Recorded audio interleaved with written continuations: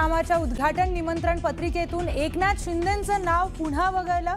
महापौर कार्यालयाने प्रसिद्ध केलेल्या पत्रिकेतून नाव गायब।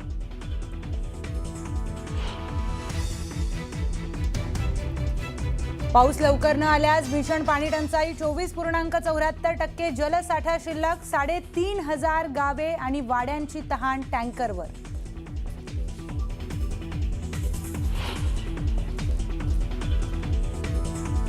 धरणातून शेतीसाठी देण्यात येणारं पाणी बंद। जलसंपदा मंत्री राधाकृष्ण विखे पाटील यांचे आदेश। पाणी 31 ऑगस्ट पर्यंत पिण्यासाठी राखीव।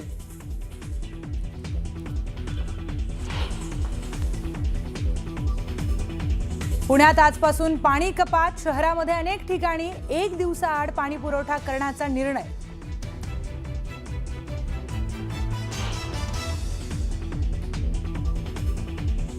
महाजनांशी झालेल्या चर्चेनंतर रोहित पवारांचं अन्नत्याग आंदोलन तात्पुरतं स्थगित। अधिवेशनाच्या आधी बैठक घेऊन तोडगा काढण्याचं आश्वासन।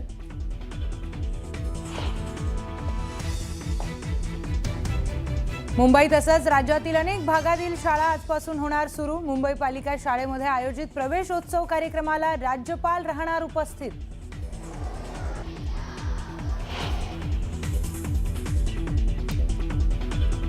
सोमवती अमावस्येला जेजुरी गडावर गर्दी। पालखी सोहळ्याला दर्शनासाठी भाविकांकडून भंडाऱ्याची मुक्त उधळण।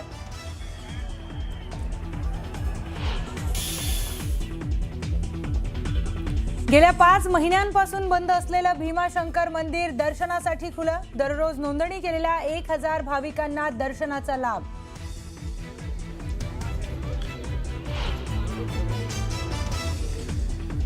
इराणसोबत शस्त्रसंधीची अमेरिकेचे अध्यक्ष ट्रम्प यांची घोषणा। 19 जूनला स्वित्झर्लंडमध्ये होणार शांती करारावर औपचारिक स्वाक्षरी।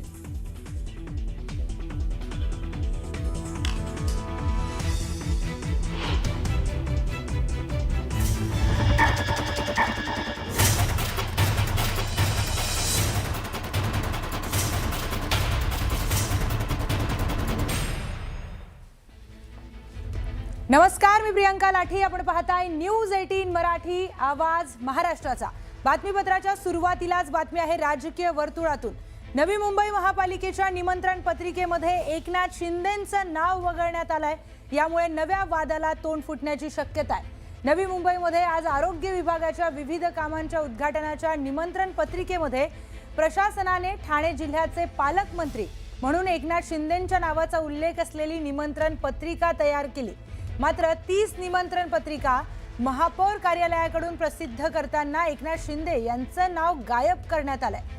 तर एवढंच नव्हे तर प्रशासन पत्रिकेमध्ये वनमंत्री गणेश नाईकांच्या आमदार निधीचा उल्लेख महापौर कार्यालयाकडून करण्यात आलाय, जो प्रशासनाच्या पत्रिकेमध्ये नव्हता।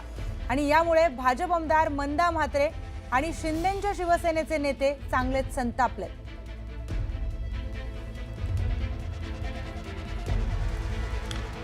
तर अतिशय मोठी बातमी राजकीय वर्तुळातून समोर येते। नवी मुंबईमध्ये महापालिकेच्या निमंत्रण पत्रिकेत एकनाथ शिंदेंचं नाव वगळण्यात आलंय। आरोग्य विभागाच्या कामाचं उद्घाटन होतं आणि या निमंत्रण पत्रिकेमध्ये एकनाथ शिंदे यांचं नाव नाहीये। विशेष म्हणजे प्रशासनाच्या निमंत्रण पत्रिकेमध्ये एकनाथ शिंदे यांचं नाव होतं, मात्र महापौर कार्यालयाने जी पत्रिका प्रसिद्ध केली आहे त्यामध्ये एकनाथ शिंदेंचं नाव नाहीये। तिथे शिंदेंचं नाव पत्रिकेतून वगळण्यात आलंय। त्यामुळे राजकीय वर्तुळात चर्चा सुरू झाल्यात। नवी मुंबईमध्ये सत्ताधारी भाजपला एकनाथ शिंदेंच्या नावाची ॲलर्जी आहे का, असे सुद्धा प्रश्न उपस्थित करण्यात येतात। प्रशासनाच्या निमंत्रण पत्रिकेमध्ये एकनाथ शिंदेंचं नाव होतं, मात्र महापौर कार्यालयाने प्रसिद्ध केलेल्या या पत्रिकेमधून नाव का गायब करण्यात आलंय, नाव का वगळण्यात आलंय, असे प्रश्न आता उपस्थित होतात। त्यामुळे राजकीय चर्चांना यामुळे उधाण आलंय। तर ही मोठी बातमी आपण राजकीय वर्तुळातून बघतोय। एकनाथ शिंदे यांचं नाव वगळण्यात आलेलं आहे। आधी सुद्धा एकदा हा प्रकार झालाय, आता पुन्हा हा प्रकार झाल्यामुळे नागरिकांमध्ये आणि राजकीय वर्तुळामध्ये चर्चा सुरू झाल्यात। एकनाथ शिंदे यांचं नाव नेमकं का वगळण्यात आलं, काय याचं कारण असेल, अशा सगळ्या चर्चांना आता उधाण आलंय। आणि यामुळे एक नवीन वाद सुद्धा सुरू झालाय। प्रशासनाची जी पत्रिका होती त्यामध्ये शिंदेंचं नाव होतं, मात्र नंतर महापालिकेकडून जी पत्रिका देण्यात आली, प्रसिद्ध करण्यात आली, त्यामध्ये मात्र शिंदेंचं नाव नाहीये। असं का झालंय नेमका, या सगळे प्रश्न आता इथे उपस्थित होत आहेत। दोन दृश्य आपण स्क्रीनवर बघतोय। पहिली निमंत्रण पत्रिका जी प्रशासनाकडून प्रसिद्ध करण्यात आलेली, त्यामध्ये पालकमंत्री म्हणून शिंदेंचं नाव आहे। मात्र दुसरी जी निमंत्रण पत्रिका आपण बघतोय त्या निमंत्रण पत्रिकेमध्ये शिंदेंचं नाव नाही आहे। दुसरी निमंत्रण पत्रिका महापौर कार्यालयाकडून ती प्रसिद्ध करण्यात आलेली आहे, त्यामध्ये शिंदेंचं नाव वगळण्यात आलेलं आहे। मात्र महापालिकेकडून शिंदेंचं नाव, ठाण्याचे पालकमंत्री म्हणून शिंदेंच्या नावाचा उल्लेख आहे। मात्र दुसरीकडेच दुसरं दृश्य आपण बघतोय, महापौर कार्यालयाकडून जी पत्रिका छापण्यात आली त्यामध्ये मात्र शिंदेंचं नाव नाही आहे। नवी मुंबई महापालिकेच्या या कार्यक्रमामध्ये शिंदेंचं नाव का वगळण्यात आलं, असे प्रश्न इथे उपस्थित होत आहेत। आणखी त्यामध्ये एक महत्त्वाचा मुद्दा म्हणजे आमदार निधीचा सुद्धा त्यामध्ये उल्लेख करण्यात आलेला आहे। वनमंत्री गणेश नाईक यांनी जो आमदार निधीचा उल्लेख या महापौर कार्यालयाकडून करण्यात आलाय, जो प्रशासनाच्या पत्रिकेमध्ये नव्हता। म्हणजे दोन गोष्टी आहेत, प्रशासनाच्या पत्रिकेमध्ये पालकमंत्री म्हणून एकनाथ शिंदे यांच्या नावाचा उल्लेख होता आणि दुसरं म्हणजे आमदार निधीचा उल्लेख त्यामध्ये नव्हता। आपण थेट जाऊयात शिवसेनेचे खासदार नरेश म्हस्के यांच्याशी बोलूयात आपण। नरेशजी, अतिशय मोठा हा सगळा प्रकरण समोर आलेला आहे। एकीकडे आपण बघतोय प्रशासनाच्या पत्रिकेमध्ये शिंदेंच्या नावाचा उल्लेख, मात्र महापालिकेकडून जे पत्र आले त्यामध्ये उल्लेख नाहीये। हे बघा, एखाद्याची रेष पुसून स्वतःची रेष मोठी करता येत नाही, त्यासाठी स्वतःची रेष मोठी करावीच लागते। स्वतःची रेष मोठी करता येत नसल्याने काही जण असे बालिश उद्योग करत आहेत। शिंदे साहेबांचं नाव हे राज्यातील जनतेच्या हृदयावर कोरलेलं आहे। कोणी माईचा लाल आला ना तरी नाव हे पुसू शकत नाहीत। मुळात ही कामं जी आहेत ही मी स्वतः 2025 10 जून एकनाथ शिंदे साहेबांचा परवानगी घेऊन, त्यांचं पत्र घेऊन, माझं स्वतःचं पत्र घेऊन ही सगळी कामं केलेली आहेत। ही कामांचं उद्घाटन करता मलाही विश्वासात घेतलेलं नाहीये। त्या ठिकाणच्या स्थानिक आमदार मंदाताई म्हात्रे ज्या बेलापूर विधानसभा मतदारसंघाच्या आहेत, तो बेलापूर विधानसभा मतदारसंघामध्ये मधील कार्यक्रम आहे, तिथील हॉस्पिटल आहे, त्यांनाही विश्वासात घेतलं नाही। आणि अशा पद्धतीने जर काही कामकाज चालत असेल तर ते चुकीचं आहे। शिवसैनिकांच्या स्टाईलने तो कार्यक्रमामध्ये काळे झेंडे दाखवणार। निश्चितच नरेशजी, आमदार मंदा म्हात्रे सुद्धा आपल्या सोबत जोडले गेलेले आहेत। सगळ्यात पहिला प्रश्न ताई तुम्हाला, प्रशासन आणि महापौर कार्यालयांमध्ये पत्रिकांमध्ये जो फरक आढळून आलाय याची चौकशी व्हावी अशी मागणी आपल्याकडून करण्यात येणार आहे का? प्रत्येक गोष्टीमध्ये नवी मुंबई महानगरपालिकेमध्ये प्रत्येक वेळी प्रत्येकाला डावलण्याचं काम चालू आहे। महापालिकेमध्ये एक पत्रिका होते, दुसरीकडे दुसरी होते। आता तुम्हाला सांगायचं झालं, बेलापूर मतदारसंघामध्ये ऐरोलीच्या आमदारांनी निधी दिलेला आहे। आता आमदार इथे मी आहे, ती मिल्क बँक सुविधा 1 वर्षापासून मी मागे लागलेले आहे, मी काम केलेलं आहे ते। त्याच्यामुळे पालिकेमध्ये आज मिल्क बँक सुविधा, डायलिसिस, माझे स्वतःचे कितीतरी अनेक तेजपत्र झाले।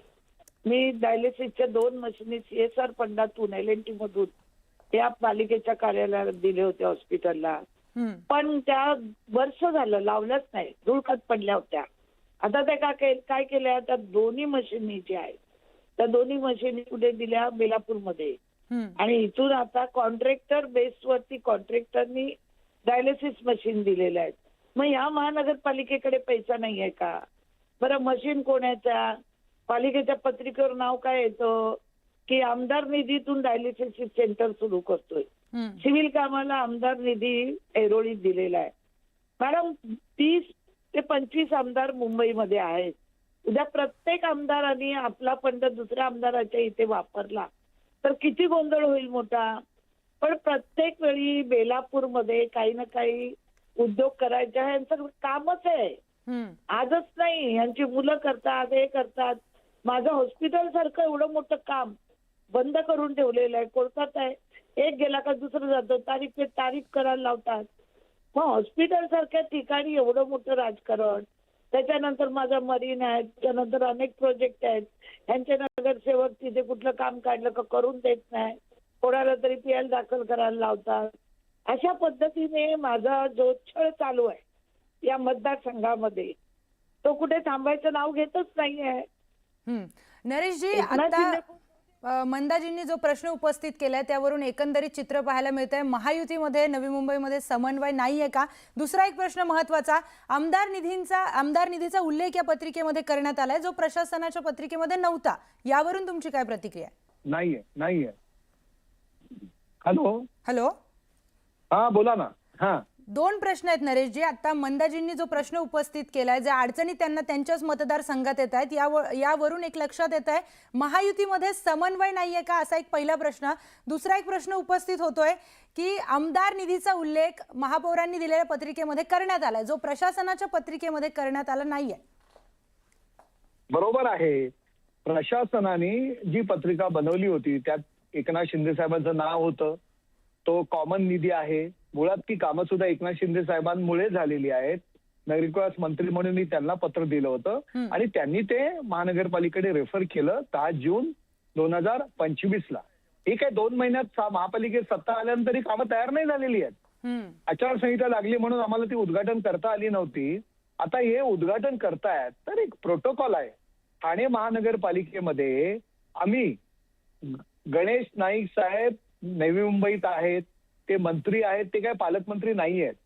तरी सुद्धा ठाणे महानगरपालिकेच्या प्रत्येक पत्रिकेत आम्ही त्यांचं नाव टाकतो, त्यांचा उल्लेख करतो. मग अशा पद्धतीने नवी मुंबईत वागणं हे योग्य नाहीये. तर नरेशजी आणि मंदाजी दोघांनाही तुम्हाला प्रश्न आहे. तुमच्या दोघांचीही वनमंत्री गणेश नाईकांवर नाराजी आहे असं समजायचं का? हे बघा, आता महानगरपालिकेकडनं सांगितलं जातं की नाईक साहेबांनी सांगितलेत नावं टाकू नका. आम्ही नावं टाकली पण नाईक साहेबांनी नाव रद्द केलं. हे महानगरपालिकेकडनं सांगितलं जातं. हे तुम्हाला महानगरपालिकेकडनं सांगण्यात आलंय का आता? मला सांगण्यात आलेलं आहे. मी काल त्या संदर्भात विचारणा केली. मला सांगितलं की बाबा आमच्या पत्रिकेमध्ये नाव होतं, परंतु आम्ही जी कच्ची पत्रिका बनवली त्यात नाव होतं, परंतु महापौरांकडे गेल्यानंतर या मंडळींनी ते नाव काढून टाकलं. अशा पद्धतीचं मला उत्तर आयुक्तांकडनं मिळालेलं आहे.